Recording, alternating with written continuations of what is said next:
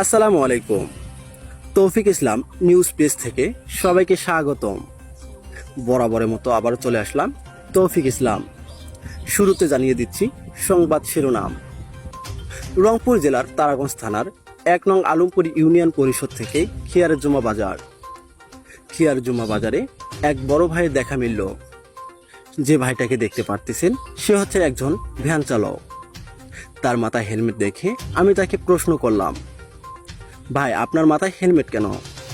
উনি তাৎক্ষণিকভাবে যে প্রশ্নের উত্তরটা আমাকে দিলেন, সে বলতেছেন আমার নিরাপত্তার জন্য আমি হেলমেট ব্যবহার করি। আরও অনেক কথা জানার পর উনি এই কথাও বললেন যে এই রোডে নাকি অনেক যানবাহন চলাচল করেন, তাই নিজের সেফটির জন্য সে হেলমেট ব্যবহার করে গাড়ি চালাচ্ছেন। আমি সকল পেশার ড্রাইভার ভাইকে বলবো, আপনারা নিজের সেফটির জন্য হলেও হেলমেট ব্যবহার করে যানবাহনে চলাচল করবেন।